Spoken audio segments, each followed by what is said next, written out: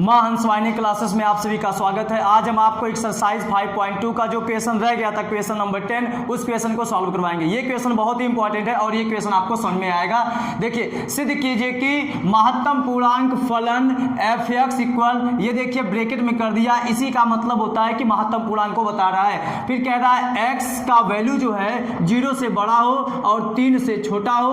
और देखिए निकालना किस पर है, x इक्वल 1 तथा x इक्वल 2 पर क्या हो, अवकलित नहीं है, ये हमको सिद्ध करना है। सबसे पहले हम आपको बताते हैं महत्तम पूर्णांक का मतलब क्या होता है और ये आपको समझ में भी आएगा कि महत्तम पूर्णांक का मतलब क्या होता है। केवल आप ध्यान से पूरा इसको मन से समझिएगा कि क्या होता है महत्तम पूर्णांक, ठीक ना। देखिए महत्तम पूर्णांक का मतलब, अगर ये मान लीजिए यहाँ पे दे दिया y, तो इसका मान लीजिए महत्तम पूर्णांक निकालना हो, अगर यहाँ पे y के जगह पे 1 रख दिए तो इसका महत्तम पूर्णांक 1 होगा। अगर यहाँ पे 2 रख दिए तो इसका महत्तम पूर्णांक 2 होगा। अब आपको लगेगा कि यहाँ पे जो भी रहेगा उसका महत्तम पूर्णांक वही होगा, लेकिन ऐसा नहीं है। देखिए कब बदलेगा, जैसे मान लीजिए यहाँ पे 0.5 दे दिए और इसका महत्तम पूर्णांक निकालना हो तो इसका महत्तम पूर्णांक 2 होगा। अब यहाँ पे अगर मान लीजिए 0.9 हो तो इसका महत्तम पूर्णांक 2 होगा, ठीक है। अगर यहाँ पे 3.5 हो तो इसका महत्तम पूर्णांक 3 होगा। अब आपको यहाँ पे देखने पर पता चल गया होगा कि इसका मतलब सर यहाँ पे जो रह रहा है आप वही लिख रहे हैं, ये सही बात है। मतलब जो यहाँ पे जो हमारा यहाँ पूर्णांक होगा वही लिखेंगे। अगर यहाँ पे 3.5 हो गया, इसका महत्तम पूर्णांक 3 होगा, ठीक ना। तो महत्तम पूर्णांक का मतलब ये होता है एक ऐसा पूर्णांक लिखना है जिसके वो पास में हो। जैसे अब देखिए हम आपको बताते हैं, कुछ और एग्जांपल देते हैं इसका। जैसे मान लीजिए हम दे दें 0.1 प्लस 0.5, इसको ऐड करके इसका महत्तम पूर्णांक बताना है। बताइए, इसको जब आप ऐड करेंगे तो 1.5 होगा और इसका जो महत्तम पूर्णांक होगा ये हमारा होगा 1, ठीक ना। तो महत्तम पूर्णांक का मतलब होता है एक ऐसा पूर्णांक लिखिए जिसके वो पास में है, ठीक ना। तो अब देखिए हम आपको बताते हैं संख्या रेखा के हिसाब से महत्तम पूर्णांक क्या होता है।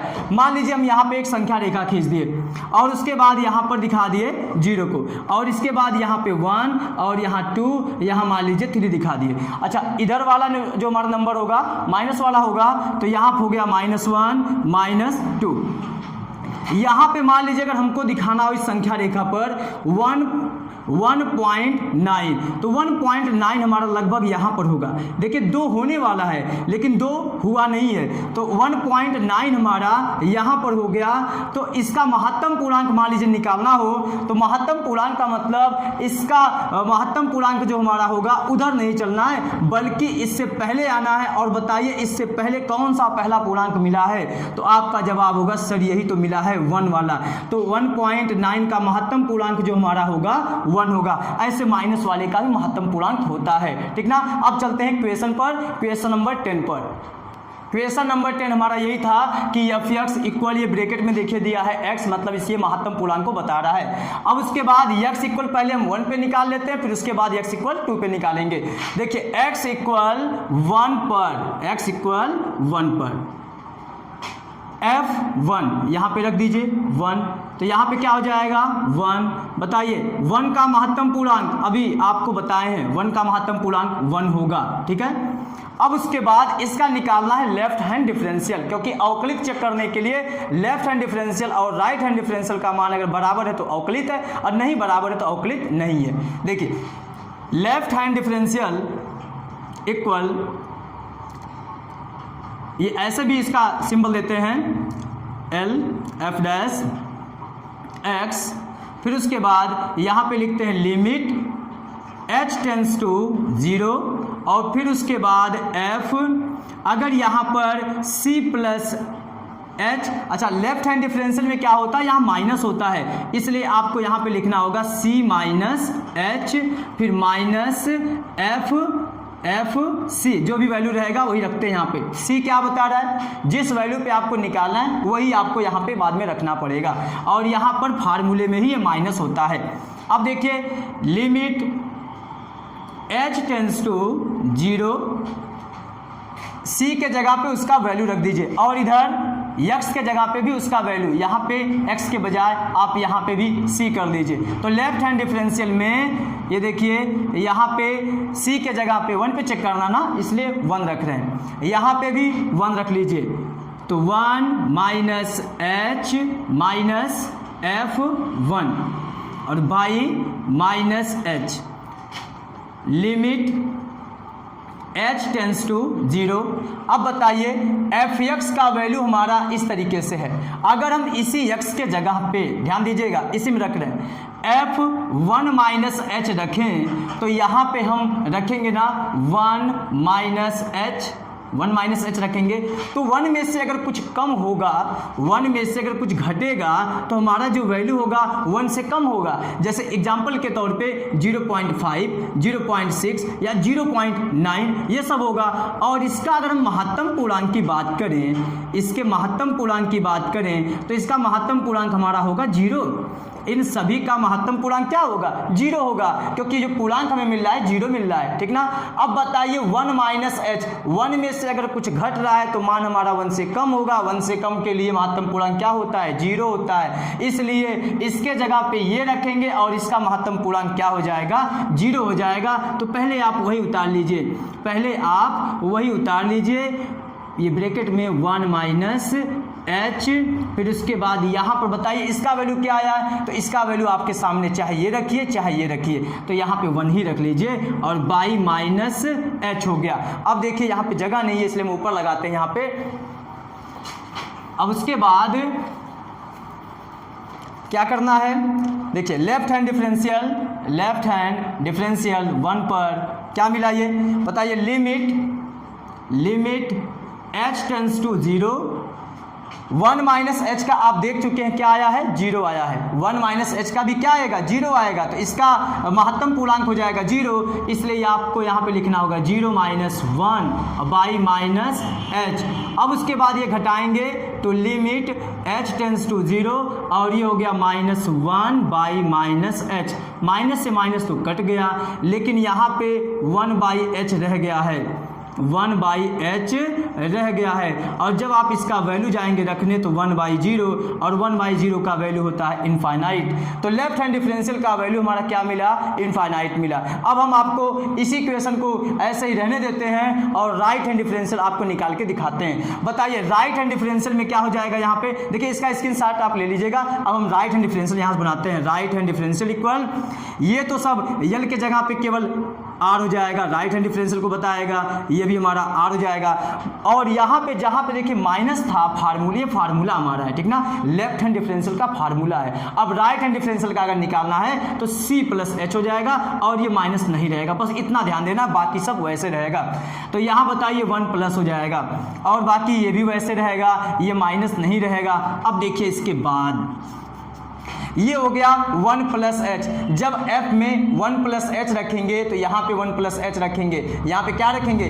1 प्लस एच। तो बताइए लिमिट का वैल्यू क्या हो जाएगा? Limit h tends to 0। जब 1 में कुछ जुड़ेगा, अगर 1 में मान लीजिए 1 में 0.2 जुड़ा तो ये आएगा 1.2।